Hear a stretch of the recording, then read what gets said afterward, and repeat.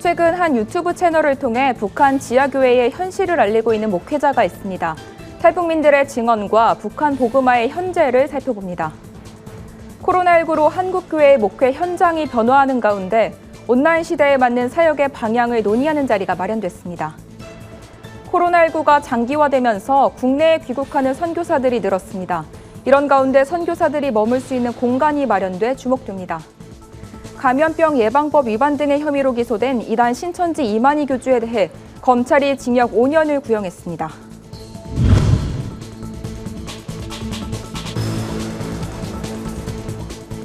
여러분 안녕하십니까? 구티비 뉴스입니다.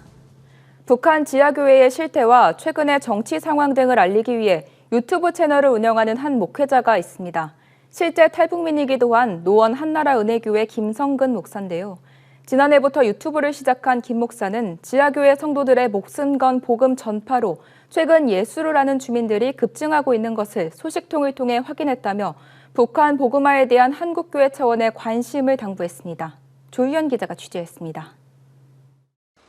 노원 한나라 은혜교회 김성근 목사는 1년 전부터 탈북민들을 인터뷰한 영상을 유튜브에 업로드하고 있습니다. 정치범 수용소에 수감됐었던 탈북민부터 가족이 하나님을 믿는다는 이유로 잡혀가 실종된 이야기까지 북한 지하교회 성도들의 생생한 현실을 전해오고 있습니다. 기도실 커나고 올라오니까 나를 보초를 세주는 사람이 있더라고요. 그래서 친구를 사귄 거야.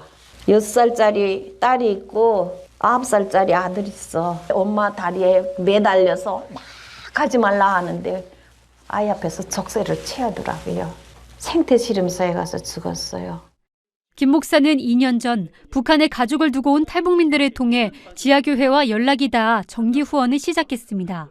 그때 이후로 북한 성도들 사이에서 소문이나 곳곳에서 도움을 호소해오자 김 목사는 주변 교회들의 동참을 요청했습니다. 하지만 지하교회의 존재를 믿지 않는 이들이 대부분이었기 때문에 김 목사는 실제 북한에서 지하교회를 경험했던 이들의 이야기를 세상에 알리고자 유튜브를 활용해야겠다고 결심했습니다. 김 목사에 따르면 북한의 기독교 탄압은 여전합니다. 최근에는 도청으로 목사, 기도, 하나님 등의 단어가 적발되면 보위부에 체포되는 사례가 많아져 은어를 만들어 소통해야만 합니다. 하지만 이런 상황 속에서도 김 목사가 최근 북한 연락망을 통해 파악해본 결과 예수의 존재를 알고 있는 북한 주민들의 수가 급증했습니다. 북한 내에서 기독교가 금기시돼 주민들이 예수라는 단어 자체를 몰랐던 과거와 달리 지하교회 성도들을 통해 복음이 곳곳에 심어지고 있는 겁니다. 예수 믿으라고 했더니 언니 요즘 여기 예수 이름 안 부르고 다니는 사람이 없어요. 다른 자매들한테 보낼 때도 야 한번 알아봐라. 해룡, 온성, 남양 이쪽 똑같은 데이터들이 나오는 거예요. 한국에 있는 북한 선교사 1000명보다 그 안에 있는 기독교인 한 명이 더 큰 일을 한다고 나는 생각을 해요.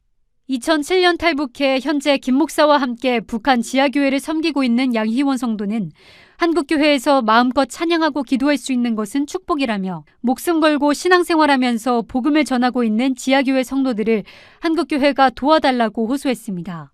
지하교회 성도들은 마음껏 부를 수가 없잖아요. 진짜 이렇게 마주보면서 눈물을 흘리면서 하나님도 제대로 불러보지 못하고 찬양도 못하고 그 커피 한 잔을 들고 다니는 그 값을 좀 아껴서 우리 지하교인들, 탈북민들한테 그걸 좀 이렇게 도와줬으면 좋겠다, 섬겨줬으면 좋겠다 하는 그런 바람이 너무나 큽니다. 복음의 불모지였던 북한 곳곳에 씨앗을 심고 있는 지하교회 성도들에게 한국교회의 관심과 후원이 절실해 보입니다. 구티비 뉴스 조유현입니다. 코로나19는 교회들의 목회 현장에 많은 변화를 가져왔습니다. 대표적인 것이 온라인을 활용한 예배, 바로 비대면 예배인데요. 일부 교회에선 가상과 현실을 잇는 새로운 공간인 이 메타버스 기술을 활용하는 곳도 등장했습니다. 이런 가운데 실천신학대학원 대학교가 온라인 시대 한국교회의 목회 방향을 짚어보는 시간을 마련했습니다. 박지연 기자의 보도입니다. 코로나19로 비대면이 일상화되면서 온라인 예배나 신앙 콘텐츠가 새로운 목회 방법으로 자리 잡고 있습니다. 교회에서는 온라인 예배 중계를 위한 장비를 마련하고 다음 세대들이 집에서 주일 학교에 참석할 수 있도록 비대면 프로그램에 집중하고 있습니다. 최근엔 가상현실 공간 메타버스 기술도 도입되는 추세입니다. 가상과 현실을 잇는 공간으로 교회 안에 새로운 소통 공간으로 자리 잡고 있습니다. 이처럼 코로나19로 달라진 목회 현장을 살펴보며 앞으로의 목회 방향을 모색하는 자리가 마련됐습니다.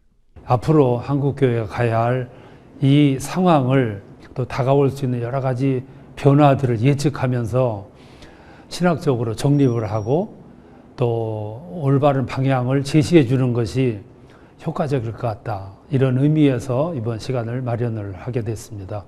이날 학술제에선 온라인 시대 목회를 신학적, 문화적, 기술적으로 접근했습니다. 메타버스와 교회 사역에 대한 문화적 이해를 도운 메타버스 게임 플랫폼 기업 더 샌드박스 이요한 매니저는 메타버스를 통해 공통된 커뮤니티를 형성하고 진정한 소통을 이어가는 것이 중요하다며 교회가 메타버스를 어떻게 활용할 수 있을지를 고민해 나가는 것이 필요하다고 강조했습니다.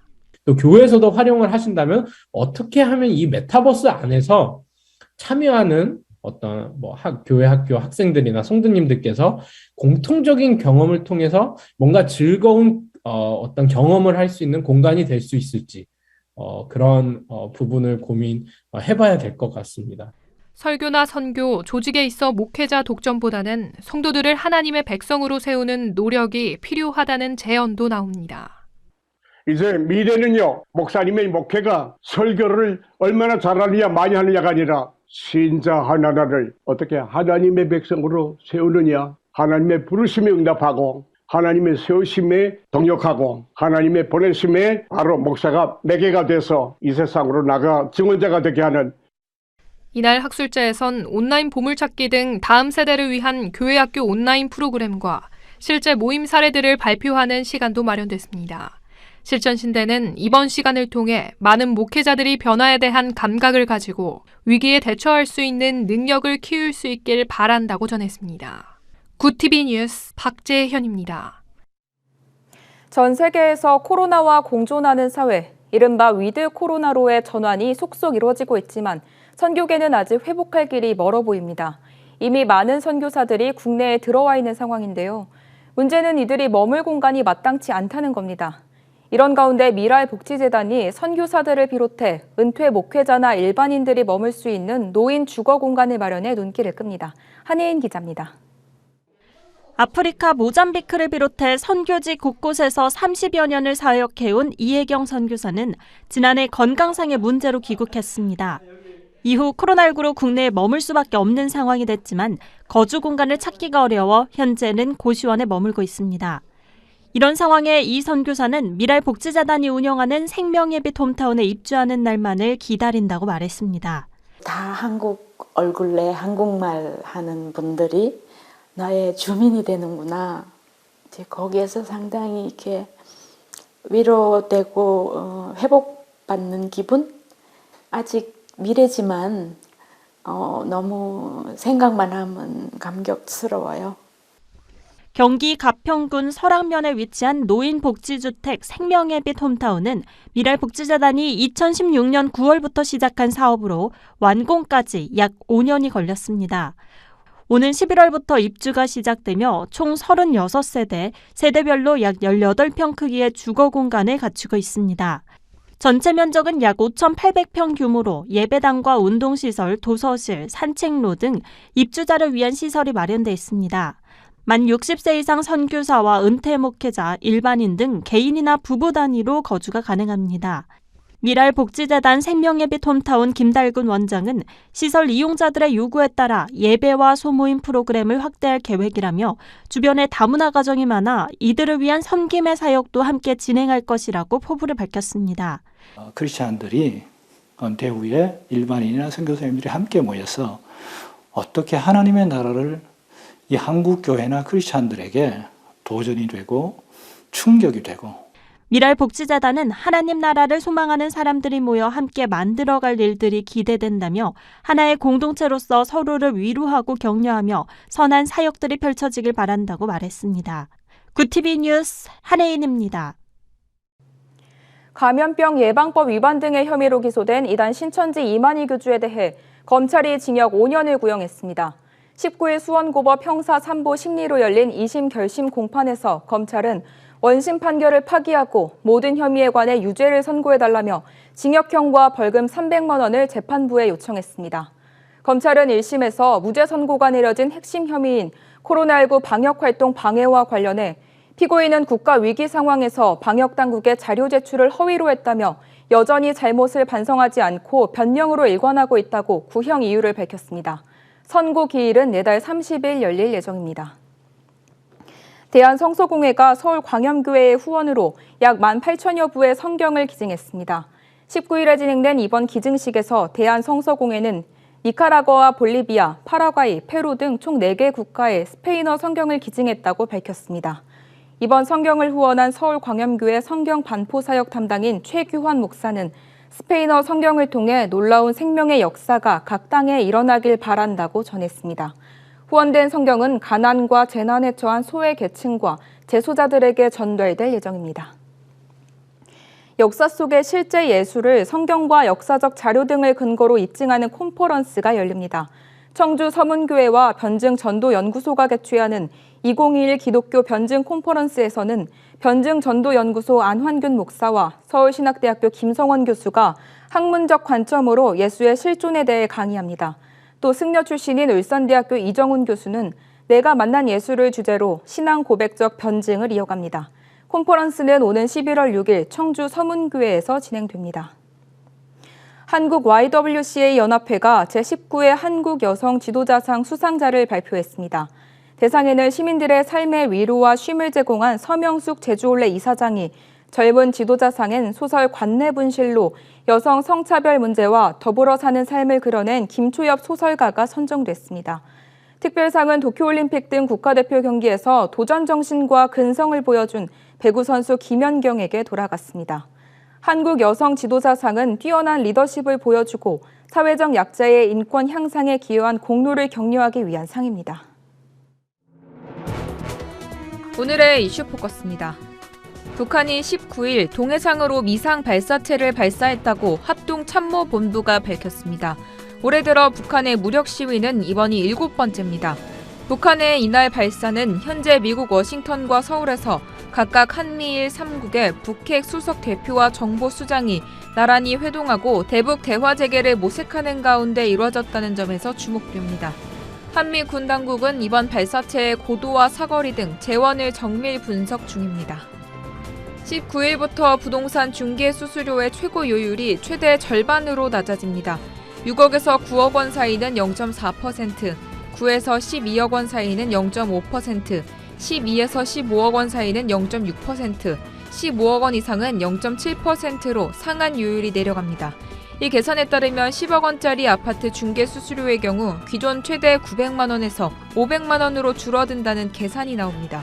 한편 부동산 중개업자들은 현재 9억 원 이상 매매라 해도 0.5에서 0.7% 수준으로 거래하고 있었다며 거래 자체가 없는 상황에서 수수료까지 인하되면 어려움이 가중될 것이라고 반발하고 있습니다. 21일부터는 아파트 주민이 경비원에게 차량 대리 주차나 택배 개별 세대 배달 등 허드렛 일을 시키는 것이 금지됩니다. 국토교통부는 아파트 등 공동주택에 근무하는 경비원이 경비 업무 외 수행할 수 있는 업무 범위를 명확히 하는 내용을 담은 새 공동주택관리법 시행령을 공포했습니다. 이를 위반하는 아파트 주민은 최대 1,000만 원의 과태료를 물게 되고 경비업체는 경비업 허가가 취소될 수 있습니다. 전국 어린이집 내 CCTV 10개 중 8개 이상은 설치 이후 5년이 넘은 노후 설비인 것으로 나타났습니다. 국회 보건복지위원회 강선우 의원이 보건복지부에서 받은 자료에 따르면 전국 어린이집에 설치된 CCTV 3만 5천여 개 중 5년이 지난 노후 설비는 81.3%로 지난해보다 12.5%포인트 늘어난 것으로 조사됐습니다. 이는 영유아 보육법 시행 규칙상 어린이집 내 CCTV 설치 및 관리 기준에 CCTV 사용 가능 연한이나 점검, 교체 기준이 따로 마련되지 않았기 때문인 것으로 분석됐습니다. 이슈 포커스였습니다. 굿TV 월드와이드입니다. 조 바이든 미국 대통령의 부인인 질 바이든 여사가 현지 시간 17일 사우스캐롤라이나주의 브루클린 침례교회에서 열린 한 행사에 깜짝 참석했습니다. 18일 워싱턴 포스트에 따르면 바이든 여사의 방문은 이 교회 잭슨 목사의 부인인 로빈 잭슨에게 감사를 표하려는 목적이 강했습니다. 바이든 여사가 아들을 잃은 뒤 신앙생활을 포기했을 때 함께 기도하며 신앙심을 다시 찾을 수 있게 하니까 바로 로빈이었다는 겁니다. 바이든 여사는 로빈의 친절과 자비, 품위가 내 마음의 굳은 살을 밀어냈고 내 신앙심이 겨자씨처럼 다시 한번 커질 수 있다고 감사를 표했습니다. 중국 공산당이 다음 달 열리는 19기 중앙위원회 6차 전체 회의에서 시진핑 국가주석을 마오쩌둥, 덩샤오핑과 같은 반열로 추대하는 세 번째 역사 결의를 채택합니다. 역사 결의란 중국 공산당의 주요 정책과 사건에 대해 체계적으로 평가를 내리는 것을 의미합니다. 이번 채택은 시 주석의 장기 집권 명분을 제공하기 위한 포석으로 풀이됩니다. 걸프전 승리의 주역으로 한반도 문제에도 깊숙이 관여했었던 콜린 파월 전 미국 국무장관이 코로나19로 별세했습니다. 흑인 최초의 국무장관이었던 파월은 코로나19와 혈액암 합병증으로 투병해온 것으로 알려졌습니다. 자메이카 출신 이민자 가정에서 태어나 아버지 부시 정권에서 흑인 첫 합참 의장을, 아들 부시 정권에선 첫 국무장관에 잇따라 발탁된 파월은 백인 중심적인 미국 정계에서 유리천장을 깬 입지전적 인물로 꼽힙니다. 세계 최대 전자상거래 업체 아마존이 연중 최대 성수기인 연말연시 쇼핑 시즌을 대비해 계절 노동자 15만 명을 채용할 계획이라고 발표했습니다. 월스트리트 저널 등에 따르면 아마존은 계절 노동자 채용은 연말 성수기를 대비하고 정규직 직원들에게 근무의 유연성을 제공하기 위한 것입니다. 앞서 대형 유통체인인 월마트도 지난달 연말 성수기를 대비해 15만 명을 신규 채용할 방침이라고 밝힌 바 있습니다. 월드와이드였습니다.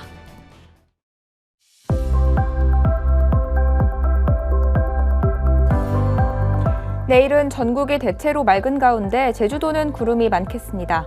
아침부터는 다시 쌀쌀해집니다. 출근길 서울은 5도까지 내려가겠고 찬바람이 불면서 체감 추위는 더욱 심하겠습니다. 연말까지는 예년보다 추운 날이 많을 것으로 보입니다. 내일 한낮 최고 기온은 서울 14도, 강릉 15도, 대전 16도가 예상됩니다. 남부지방은 광주 16도, 창원 17도, 부산 18도 수준을 보이겠습니다. 날씨였습니다. 북한의 종교 박해가 갈수록 심해지고 있습니다. 지금도 지하교회에서 목숨을 걸고 신앙을 지키는가 하면 성경을 소지했다는 이유만으로 가혹한 고문을 견디고 있는데요. 탄압받는 북한 기독교인을 위한 기도가 그 어느 때보다 절실한 상황입니다. 이상으로 뉴스를 마칩니다. 오늘도 함께해 주신 여러분 고맙습니다.